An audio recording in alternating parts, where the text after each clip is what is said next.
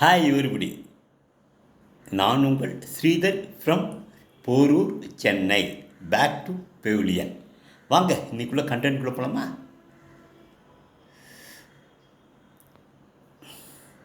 என்ன மாதிரி, அதாவது ஒரு 65லேருந்து 70 வயது இளைஞர்களுக்கு கமிட்மெண்ட்ஸ் ஒன்றும் கிடையாது.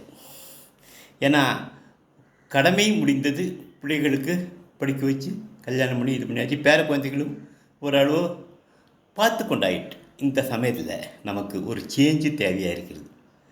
நாம் உயிர்ப்புடன் இருக்க வேண்டும் என்றால் நிறைய நபர்களை சந்திக்க வேண்டும், நிறைய கலாச்சாரங்களை பார்க்க வேண்டும், நிறைய மக்களை படிக்க வேண்டும்.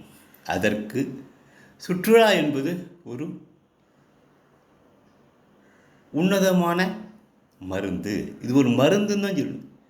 ஒரு ஃப்ரஸ்ட்ரேஷன் முதுமையில் வந்தால் அது பெருசாக தெரியும்.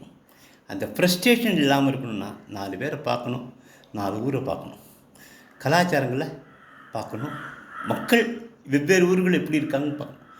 அதுக்காக ஃபாரின் டூர் தான் போகணுன்னு அவசியம் கிடையாது. உள்ளூர் டூர்லேயே போகலாம். உங்களுக்கு பிடிச்ச இடங்களை பார்க்கலாம். திடீர்னு நினச்சிட்டிங்களா காஷ்மீர் போய்ட்டு வரலாம், சிம்லா போய்ட்டு வரலாம், என் பக்கத்துக்கு சிலோன் கூட போய்ட்டு வரலாம், மொரிஷியஸ் போகலாம். இது கொஞ்சம் கொஞ்சமாக விரிவாக்குது. அந்த மாதிரி தான் நாங்கள் ஜப்பான் போனோம். தேங்க்ஸ் டு அவர் குழந்தைகள். எங்கள் குழந்தைகள்னால தான் எங்களுக்கு இந்த டூர் கிடச்சிது. மிகவும் உயிர்ப்புடன் இருக்கிறோம். இந்த டூருக்கு எங்கள் அரேஞ்ச் பண்ணது யாரும் அதை நேற்று நான் சொல்லவே இல்லை, இன்றைக்கி சொல்கிறேன். சாரு ட்ராவல்ஸ்னு இருக்காங்க, அவங்க தான் இந்த டூரை அரேஞ்ச் பண்ணாங்க. அவங்களோட நம்பரை நான் உங்களுக்கு டிஸ்கிரிப்ஷனில் கொடுக்குறேன். வேணும்னா நீங்களும் யூஸ் பண்ணிக்கோங்க. மிக மிக அருமையாக இருந்தது. வயதானவர்களை பார்த்துக்கொள்வது என்பது குழந்தைகளை பார்த்துக்கொள்வது போல் சற்று கடினமான வேலை. பொறுமையுடன் பர்சிவரன்ஸ், பேஷன்ஸ் ரெண்டுமே அவங்கக்கிட்ட இருந்து ரொம்ப அருமையாக பார்த்தாங்க. தொணன்னு நாங்கள் கேட்குற கேள்விக்கெல்லாம் பொறுமையாக பதில் சொன்னாங்க. பிரமாதமாக இருந்தது.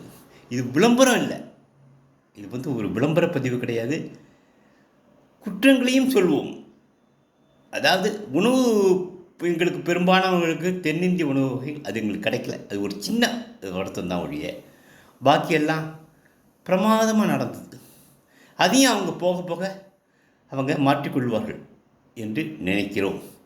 நல்லதை சற்று உறக்கவே சொல்வோம், உள்ளதை வெளிப்படையாக சொல்லுவோம்.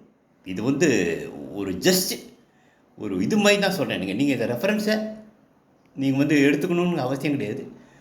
ஒரு ரெஃபரன்ஸ் நீங்கள் கேட்பீங்க அப்படிங்கிற, எங்கே போனீங்க எப்படி போனீங்கன்னு சில பேர் கேட்குறாங்க என்ன, அவர்களுக்காக நான் பதில் இது. Thank you guys. நாளைக்கு இன்னொரு பதிவில் சந்திக்கலாம். அதுக்கு முன்னாடி இன்னும் ஒரே ஒரு விஷயம் சொன்னேன்.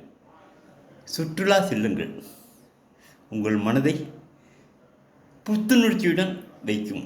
Thank you guys, thank you all.